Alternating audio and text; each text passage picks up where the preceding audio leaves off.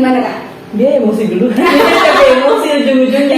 Kalau ceritanya tentang masalah nih, dia lebih emosi ujung-ujungnya. Mantap. Mantap. Jadi kayaknya kalau kita cerita ke orang tua tuh menambah beban mereka sebenarnya. Tapi enggak apa-apa.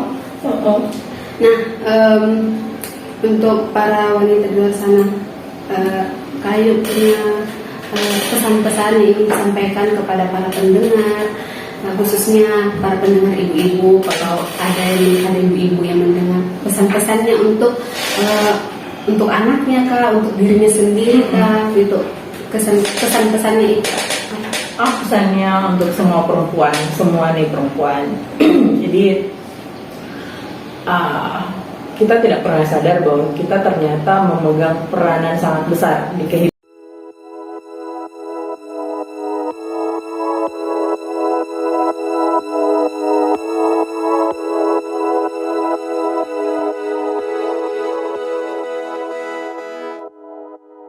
Assalamualaikum warahmatullahi wabarakatuh dan selamat siang. Halo luar Uyana sana, kembali lagi di Nesta Radio bersama saya Ira. Pada siang hari ini masih di bicara-bicara santai. Oke, siaran kali ini kita akan ditemani oleh salah seorang narasumber wanita hebat menurut saya. Kebetulan dia juga senior saya di jurusan Ilmu Komunikasi UNASMAN.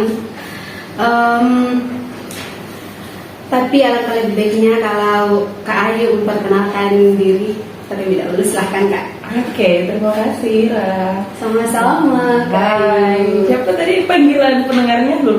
Luluare Uyana sana. Luluare Yunas apa? Luluare Uyana sana. Luluare Uyana sana. Perkenalkan, saya Ayu Novika. Saya kebetulan alumni dari Ilmu Komunikasi Universitas Al-Asyariah Mandar Polewali juga, sama kayak Ira. Iya. Kelebihannya saya duluan 3 tahun ya selesai. 3 tahun. 3 tahun. Jadi kami sama-sama alumni dari Ilmu Komunikasi. Hai. Saling komunikasi dong. Oke. Gini Kak, kan sekarang Kak Ayu sudah selesai dari 3 tahun kemarin ya. Jadi sekarang kesibukannya apa saja? Kesibukan sekarang sebenarnya saya kalau dibilang sibuk enggak sibuk banget ya. Tapi kalau dibilang aktivitasnya apa sehari-hari kayaknya jadi beban negara.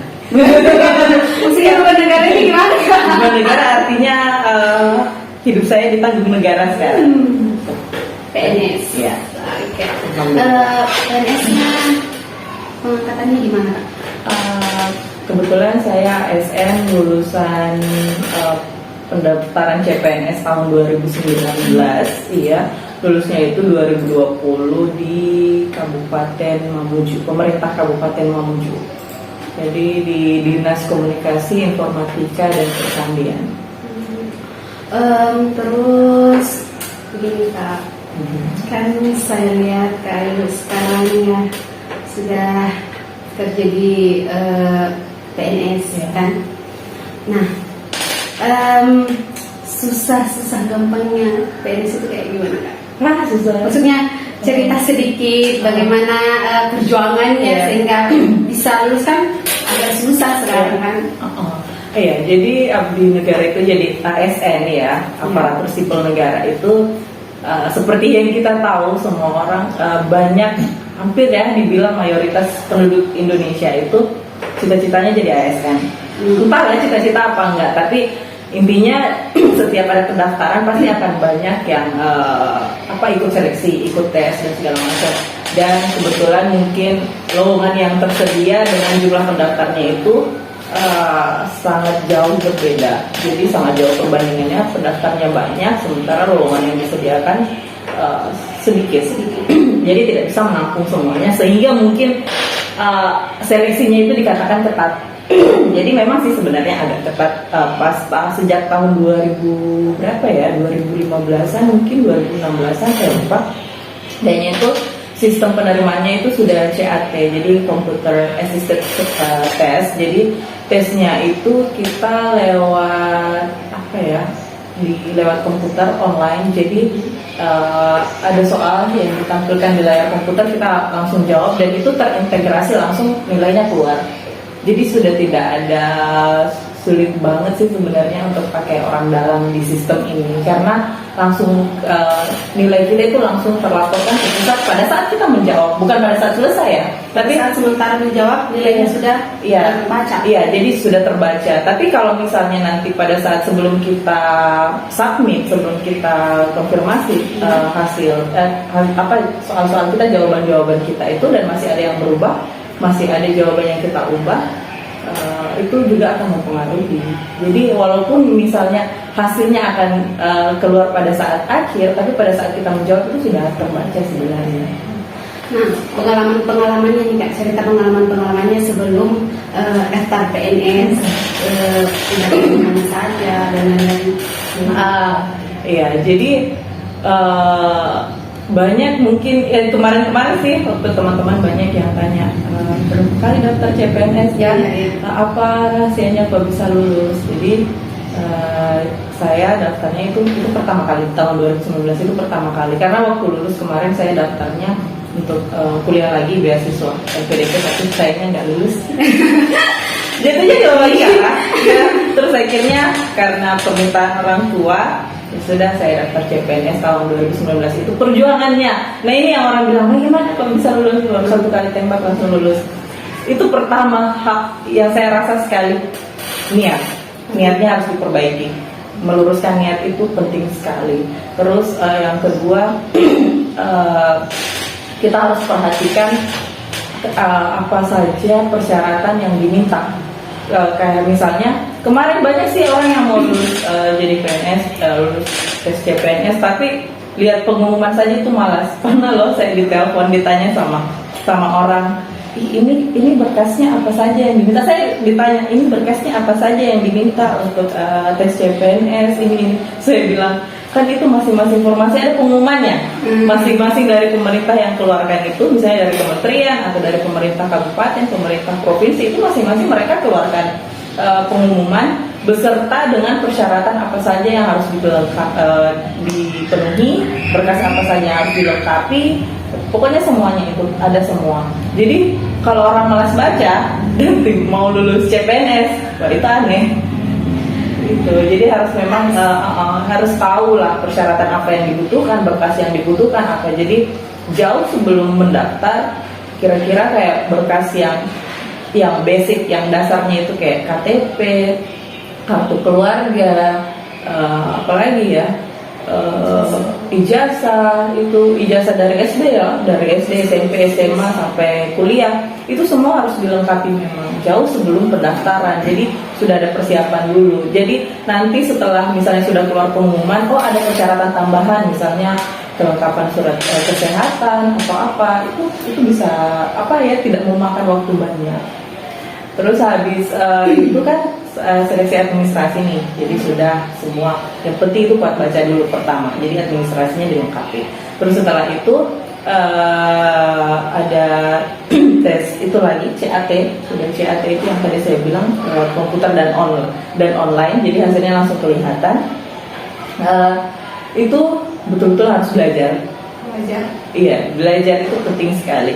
Apalagi sekarang kan sudah ada ambang batas nilai yang harus dipenuhi. Jadi kalau walaupun misalnya kita memenuhi ambang batas nilai, sudah mencapai skor yang dibutuhkan, tapi kan kita belum tentu lulus ya. Karena saingan kita bisa jadi jauh lebih pintar, lebih hebat, lebih hebat. Terus belum lagi mereka belajarnya lebih giat. Jadi ya kita juga harus belajar dong. Jadi itu intinya, kita harus belajar. Intinya sediakan senjata sebelum perang. Iya, jangan ujuk-ujuk mau lulus tapi malas belajar. Aduh malas ya saya belajar, aduh enggak tahu saya hitung-hitungan, ada tidak kuat kamu menghafal undang-undang ya. Terus gimana mau lulus? Iya kan? Padahal di zaman sekarang kan PNS itu jadi salah satu calon menantu idaman kata ibu. Kalau yang sudah PNS itu calon menantu idaman kayak gitu kan. Kalau sekarang Anda tidak tahu saja bahwa di luar sana pekerjaan yang selain PNS, di luar PNS itu jauh lebih banyak, lebih menjanjikan ya. Oke. Nah, bagi yang mau ikut tes CPNS juga termasuk saya, tapi ngeri sih dengan ceritanya Kayu perjuangannya. Jadi yang mau ikut tes CPNS juga, nah itu tadi tips-tipsnya kalau mau minyak dan sediakan senjata sebelum berperang. Betul. Oke Kak, nah saat ini kan kita perempuan nih sama perempuan. Saya mau apa ya? Sedih bukan curhatan sih, cuman cerita-cerita tentang perempuan, ngobrol-ngobrol tentang perempuan. Ini saya mau tanya, menurut Kak Ayu, jadi perempuan itu sulit atau gampang? Wow. Sulit apa gampang? Jawaban diplomatis nih ya, jawaban diplomatis. Semua itu perempuan, laki-laki, apapun gendernya, apapun profesinya, bukan cuma gender ya, apapun profesinya, apapun latar belakangnya, semua ada baik dan buruknya, ada negatif positifnya, ada keuntungan dan kekurangannya, semuanya begitu. Begitu juga dengan menjadi perempuan. Oke. Nah, zaman sekarang kan banyak kan, apalagi orang-orang tua yang dulu kan banyak yang bilang perempuan tidak usah sekolah tinggi-tinggi, nanti ujung-ujungnya juga kan memasak kayak begitu. Menurut pandangan Kayu itu bagaimana? Ya, saya bisa dibilang walaupun tidak 100%. Iya, tidak 100%. Iya, tidak 100% saya dibesarkan di keluarga yang memiliki paham seperti itu. Ya. Walaupun tidak bilang jangan sekolah tinggi-tinggi karena nanti ujung-ujungnya di dapur. Mereka bahasanya bukan begitu. Mereka bahasanya begini. Jadi perempuan jangan malas sekali. Nanti kamu kalau menikah tidak disuka sama suami, tidak disuka sama mertua. Lah jadi kita rajin hanya untuk orang lain dong, bukan untuk diri kita sendiri ya kan gitu. Jadi kalau tadi bahasanya kayak begitu, alhamdulillahnya saya tidak merasakan di keluarga saya, malah saya didorong untuk sekolah, kalau bisa sekolah tinggi-tinggi, berpenghasilan sendiri dulu baru menikah itu. Tapi banyak sih saya dengar juga cerita teman-teman, orang-orang di sekitar, baca juga dari pengalaman-pengalaman orang. Karena saya sekarang suka baca-baca status di Twitter, tweetnya orang, jadi banyak juga yang curhat begitu, di Quora juga banyak.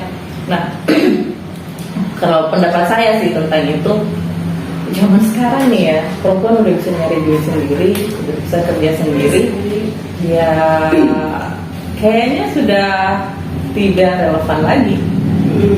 Yang seperti itu, tak usah sekolah tinggi-tinggi, ujung-ujungnya nanti di dapur juga kayak gitu kan. Tapi kalau daerah-daerah pedesaan itu kan masih banyak yang kayak begitu sih, masih banyak yang kayak didukung, anaknya didukung untuk sekolah, tapi ada batas-batasannya begitu. Terus juga yang jadi selalu saya dengar dari baik itu dari ibu-ibu, dari teman-teman, ada yang laki-laki juga bilang begitu, ada perempuan yang dewasa yang remaja, banyak yang bilang perempuan kalau sudah, maksudnya titelnya sudah tinggi, cowok itu segan, takut gitu. Menurut pandangan Kayu gimana itu? Berarti cowoknya yang pengecut dong. Ya, cowok-cowok. Gimana nih cowok-cowok? Nah, karena begini ya, saya jujur saya sebagai perempuan, kan cita-cita saya mau banget nih. Tadi kan saya sudah bilang, sudah cerita bahwa sebelum saya daftar CPNS itu saya daftar beasiswa dulu, mau lanjut kuliah lagi. Tapi sayangnya belum lulus. Jadi artinya saya berpikir bahwa di masa depan ini saya akan punya gelar yang lebih tinggi dari sekarang, dan mungkin di circle saya tidak semua orang akan mencapai titel itu, akan mencapai titel strata 2 itu mungkin. Tapi kalau saya tidak akan memusingkan calon suami saya apakah titelnya lebih tinggi dibandingkan saya. Itu tidak menjadi tolak ukur ya bagi kita seorang perempuan. Ya, betul. Karena yang kita lihat itu karakternya orang dong. Betul sekali.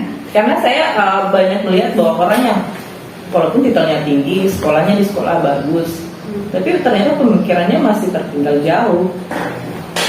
Jadi melihat dari titel itu nggak itu bukan ukuran, itu bukan ukuran. Saya menilai orang dari karakter, bukan dari latar belakang yang seperti itu, tapi betul-betul dari karakternya dia. Bagaimana, apakah walaupun misalnya dia cuma tamatan SMA atau S1 misalnya, nah sementara saya sudah S2, cita-citanya kan jadi S2 nih ya. Nah, tapi kalau dia bisa mengimbangi cara berpikir saya, bisa mengimbangi cita-cita saya, kenapa tidak? Cita-cita kalian Bermanfaat untuk orang banyak. ya, keren. Intinya itu, saya bercita-cita untuk jadi orang yang bisa berbagi ilmu ke orang banyak. Gimana pun caranya, bagaimanapun. Terus Kak, masalah perempuan lagi ya. Pokoknya hari ini kita temaskan perempuan. Nah, kan zaman sekarang cewek-cewek itu apa ya, banyak cewek yang kayak misalnya nikah cepat gitu, terus sekolahnya terputus, setelah mau lanjut untuk sekolah lagi terus dilarang sama suaminya. Nah, kalau kayak gitu gimana Kak? I feel that, kan udah tahu ya bahwa saya kan punya anak, Oh, iya. pernah menikah. Di usia 19 tahun kemarin saya menikah. Terus di umur mendekati 21 saya punya anak. Nah waktu itu kan umur 19 tahun itu saya baru selesai semester 3. Sementara menjalani kuliah semester 3.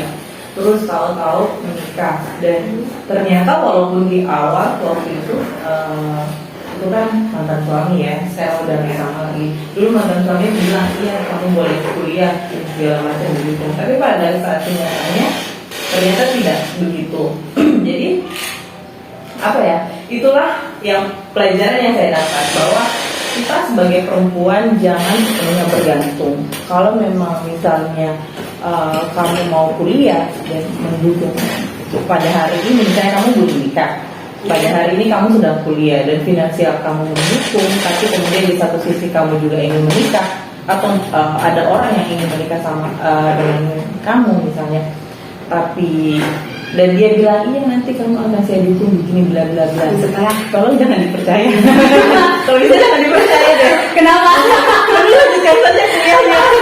Iya serius itu, jadi mending selesai dulu dari kuliahnya daripada kemakan rayuan gombal laki-laki. Iya. Bahaya ya Iya. Kak. Bagaimana cowok-cowok? Karena begini, mungkin pada saat kita ngobrol berdua sama pasangan, sama calon suami misalnya, mereka iya-iyakan saja, iya. Saya entah itu mereka benar-benar setuju atau tidak. Tapi pada saat menikah akan banyak sekali hal yang dihadapi. Betul, banyak sekali masalah. Tadinya kita tidak pernah berpikir, oh ternyata masalah seperti ini ada. Pas menikah, ternyata oh ada ya masalah yang seperti ini. Pada saat kita single tuh berpikir kayaknya hidup anteng-anteng aja kan. Masalah itu apa? Cuman berpikir besok mau makan apa, besok mau pakai baju apa, kita mau jalan kemana lagi. Itu kan pikir, atau mungkin pada saat kuliah tugas banyak. Itu adalah masalah-masalah yang kita hadapi pada saat kita masih single. Tapi pada saat menikah, wow, banyak sekali masalah yang tidak terpikirkan ternyata jadi masalah. Iya, jadi itu salah satu kendalanya. Nah, tadi kan Kayu bilang sudah menikah menyebut satu. Sebagai seorang wanita karir yang sudah bekerja, bagaimana Kayu membagi waktu antara kan anak-anak juga butuh waktu ya sama orang tuanya, membagi waktu antara kerjaan dan anak, apalagi kan Kayu kerjanya di Mamuju, terus anaknya gimana Kak? Di sini, di Polewali kan jarang ketemu dong. Jadi bagaimana cara menyesuaikan, menyimbangkan waktu antara anak dan kerjaan, keluarga dan kerjaan? Jujur sampai hari ini saya sangat sulit menjawab itu, karena saya merasa tidak berkapasitas untuk sebagai perempuan yang bisa membagi waktu antara anak dan pekerjaan. Karena dari dulu awal pisah sama mantan suami, anak saya itu ikut sama mantan suami. Jadi saya kalau mau ketemu sama anak ya cuma sekali dua kali. Dulu waktu masih tinggal di Polewali ya sekali atau dua kali dalam seminggu. Nah sekarang apalagi di Mamuju pulang bagus ya kalau misalnya dalam sebulan bisa pulang ke Polewali 1 kali. Jadi ya cuma di waktu-waktu itu saja. Cuma pada saat saya ke Polewali, saya ketemu sama anak, saya ajak jalan atau saya ajak nginap, cuma segitu. Jadi saya tidak merasa bahwa saya bisa membagi waktu, jujur saja sampai hari itu. Hari ini itu yang menjadi yang bikin saya sangat merasa bersalah. Terus anaknya Kayu di sini tinggal sama bapaknya. Bapaknya, oh di Palang. Iya. Terus Kak, apa ya? Masih masalah perempuan, pokoknya perempuan terus. Iya, masalah perempuan. Untuk perempuan-perempuan yang sekarang kan ada yang mau melanjutkan karir, cuman terhalang masalah biaya lah, kayak pengalaman kemarin saya pas ke Bulog kan, tapi tempatnya itu desa Batampangu, desa itu kan terpencil sekali. Nah, di sana itu ada satu orang anak, dia sudah lulus SMA, tapi dia mau sekali lanjut kuliah, tapi dia terbatas sama biaya dan karena kan kalau misalnya teknologi jelas terkenal, jadi dia terhalang biaya dan juga teknologinya gitu. Sampai saya ditanya Kak, bilang mau sekali Kak lanjut Kak, tapi malu kalau nanti nih tidak mampu apakah TK kayak gitu juga. Jadi kalau menurut Kayu untuk motivasi supaya anak-anak yang kayak gitu bisa tetap lanjut lagi, karena dia kayak minder, tapi dia tuh perempuan. Ya, rasa minder sih wajar sih menurut saya, apalagi mereka itu si cewek tadi tinggalnya di desa, akses informasinya pasti sangat kurang, terbatas ya. Jadi tidak seperti kita yang tinggal di, walaupun bukan kota-kota aman, tapi punya pergaulan yang bisa luas, kemudian informasi kita juga kayaknya bisa dapat lebih cepat dibanding yang di desa. Jadi motivasinya, selagi kamu merasa mampu, selagi kamu merasa bisa, cari saja jalan gimana caranya biar kamu bisa mencapai cita-cita kamu itu. Nggak usah lah pikirkan orang mau bilang apa, mau bilang kamu gaptek lah apa, pas nanti kamu masuk kuliah misalnya kamu dibilang katrok, misalnya kamu dibilang tidak bisa mengikuti perkembangan zaman, jangan dipikir, yang penting itu niatnya mau belajar. Oke. Terus ada nggak Kak pesan dan kesannya kepada pemirsa, khususnya ibu-ibu kan, setahu ada pendengar ibu-ibu itu yang juga sudah kutip ya, single parent, susahnya itu kayak bagaimana? Wow, ini banyak sekali sih kalau pengalaman tentang jadi saya bilang aja nih jadi janda gitu kan, itu kan stigmanya jelek banget kan di mata orang. Iya, tapi jangan salah ya, janda dalam kutip itu lebih kuat, wanita itu lebih kuat loh, serius. Benar. Saya juga punya kakak, tapi saya lihat memang wanita itu kuat. Ya, lanjut Kak. Hal pertama yang saya mau bilang, apalagi saya janda cerai, bukan ditinggal meninggalkan. Kemarin banyak sekali orang yang itu adalah hal pertama yang saya pikirkan sebelum saya menggugat cerai mantan suami. Apa ya nanti omongan orang ya begini. Tapi setelah saya lalui, kan ini udah hampir 7 tahun, sudah hampir 7 tahun cerai, kisahnya kemarin. Yang saya pelajari dari diri saya sendiri adalah, walaupun terlepas dari semua cibiran orang, bahwa saya merasa bangga dengan diri saya sendiri, karena jarang loh ada perempuan yang mau mempertahankan prinsipnya, yang mau mempertahankan harga dirinya, yang mau intinya membela dirinya sendiri dan meninggalkan orang yang suaminya percaya. Iya, yang selama ini dia percaya. Itu jarang sekali ada perempuan yang seperti itu, karena banyak sekali orang yang saya melihat juga dari pengalaman saya beberapa tahun terakhir, saya perhatikan banyak juga orang yang bertahan dengan pernikahan, bertahan dengan suaminya atau mungkin bertahan dengan istrinya, tapi dalam keadaan tidak bahagia, tersiksa, tekanan batin, kena mental, tiap hari kena mental. Nah, jadi saya pikir apa ya, saya harus bangga dong karena kemarin saya bisa mempertahankan diri saya sendiri untuk bagaimana saya mengejar bahagia saya sendiri, karena pada waktu itu memang kondisinya sudah tidak memungkinkan lagi untuk bertahan. Iya benar. Jadi orang-orang yang mau membela dirinya sendiri itu jarang, apalagi seorang perempuan. Perempuan itu hebat. Iya, makanya mantan suami saya udah Iya. dia udah nikah 3 kali setelah saya sampai hari ini belum, artinya saya masih kuat sendiri dong. Iya. Sendiri itu belum tentu kesepian ya. Ya benar, kan banyak teman. Banyak teman, betul sekali. Terus kita bicara tentang perempuan, apalagi yang sudah mempunyai keluarga.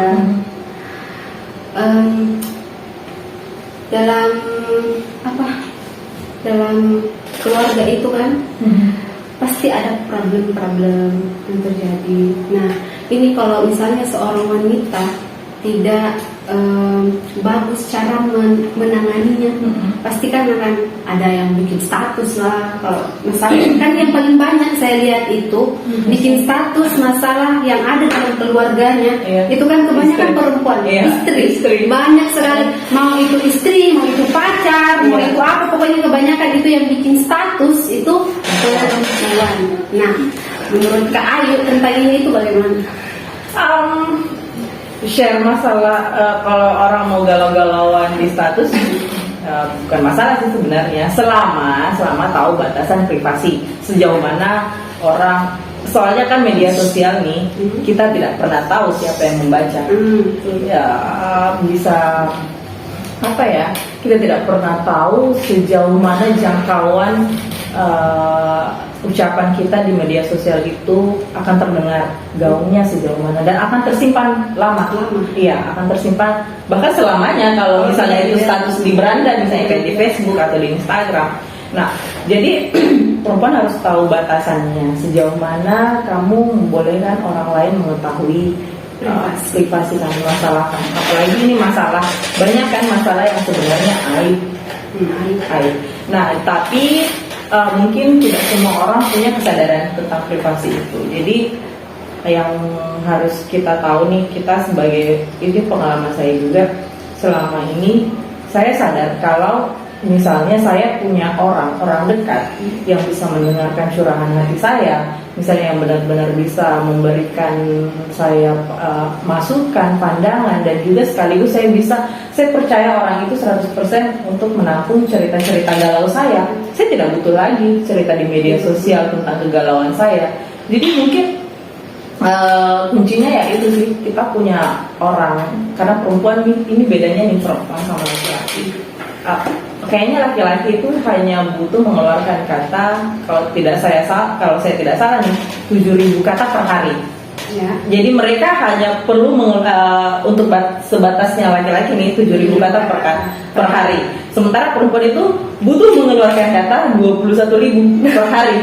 Jadi kita butuh ngobrol nih sepanjang hari, bayangkan. Jadi kalau kita misalnya sebagai perempuan kita tidak punya orang untuk diajak ngobrol, diajak sharing, cerita, apalagi kalau kita pas lagi galau-galaunya, nah itu pasti pikiran kita sudah agak-agak kacau tuh. Karena saya merasakan itu juga. Ira mungkin rasa banget. Kalau ada masalah ya, kalau disimpan sendiri, iya, kayaknya mau terbakar kan. Pokoknya mau meledak ini kepala mau meledak. Jadi memang kita butuh orang yang bisa kita percaya sebagai tempat kita mencurahkan hati, tempat kita berbagi lah gitu. Dan apa ya, itu saja belum tentu orang tersebut bisa benar-benar menjaga rahasia kita, apalagi di media sosial bisa enjoy. Iya. Jadi kalau kita cerita kegalauan kita sama orang, sekarang saya cerita sama Ira, tempat curhat, namanya perempuan, butuh 21.000 kata untuk dikeluarkan. Ira juga banyak dong kalau cewek. Ira juga besok-besok kalau mau ngobrol sama orang tapi kehabisan bahan, nggak bisa hasil curhatan saya yang diceritakan orang. Tapi nggak, saya percaya itu tidak. Cuman itu contohnya. Iya, banyak yang kejadian begitu kan. Banyak. Pengalaman kan. Nggak jelas saya gosip. Iya, ujung-ujungnya bergosip. Jangan Ramadan. Iya. makanya jadi kayaknya lebih butuh kan orang yang untuk bisa kita Jadi percaya. cari orang yang bisa dipercaya untuk menjadi pendengar. Iya. Tapi sebenarnya motif orang untuk bikin status itu banyak macam-macam juga. Pertama mungkin ya itu karena tidak punya tempat berbagi. Terus yang kedua karena merasa memang dia butuh perhatian. Ada orang yang memang butuh perhatian. Meriang. Merindukan kasih sayang. Aduh, saya tiba-tiba mau nyanyi. Terus apa lagi ya? Atau mungkin hanya iseng-iseng, kita tidak pernah tahu. Jadi orang punya motifnya sendiri. Jadi bagaimana cara mengatasinya ya kenali dulu. Sebenarnya kita mau posting status itu aib-aib itu atau cerita-cerita masalah kita ke media sosial itu niatnya apa? Jadi kalau niatnya ya iseng-iseng aja, ada ya orang yang cerita masalah iseng itu ya nggak masalah selama dia tahu konsekuensinya, bahwa semua orang yang baca pasti tahu masalah kita dan kepo. Tapi kalau misalnya memang dia butuh perhatian atau memang tidak punya tempat sharing, ya dicarikan solusi dong. Dicarikan solusi. Ada tidak Kak? Solusi yang baik ya itu cari orang teman yang bisa menjadi pendengar. Iya, keluarga bisa, orang tua bisa, saudara bisa, terserah. Orang kan nyamannya beda-beda ya. Ibu paling enak. Iya. Tapi juga apa tuh kalau masalah di kantor sering cerita ke ibu. Dan kalau cerita ke ibu kayaknya disupport, terus ada solusi, sadarnya gitu ya. Mama tuh nggak gitu. Gimana Kak? Dia emosi dulu. Dia emosi ujung-ujungnya. Kalau ceritanya tentang masalah nih, dia lebih emosi ujung-ujungnya. Mantap. Mantap. Jadi kayaknya kalau kita cerita ke orang tua tuh menambah beban mereka sebenarnya. Tapi nggak apa-apa. Nah, untuk para wanita di luar sana, Kayu punya pesan-pesan yang ingin disampaikan kepada para pendengar, khususnya para pendengar ibu-ibu. Kalau ada ibu-ibu yang mendengar, pesan-pesannya untuk anaknya kah, untuk dirinya sendiri kah, gitu. Pesan-pesannya itu. Pesannya untuk semua perempuan, semua nih perempuan. Jadi kita tidak pernah sadar bahwa kita ternyata memegang peranan sangat besar di kehidupan masyarakat, kehidupan keluarga kita. Jadi sebenarnya banyak hal itu yang bergantung sama kita sebagai perempuan. Buktinya nih di keluarga, mau makan saja, misalnya suami mau makan, siapa yang dicari? Istrinya kan, perempuan kan yang dicari. Anaknya mau mandi, mau ganti baju, siapa yang dicari? Ibunya kan. Jadi semua hal itu bergantung sama kita sebagai perempuan. Artinya kita di sini sebagai perempuan itu punya power yang luar biasa, punya kekuatan yang luar biasa yang kita tidak sadari, dan bahkan sering dimanfaatkan sama orang lain, dianggap itu sebagai kelemahan. Nah, jadi kita sebagai perempuan nih harus sadar bahwa dengan power itu kita bisa memanfaatkannya sebaik-baiknya.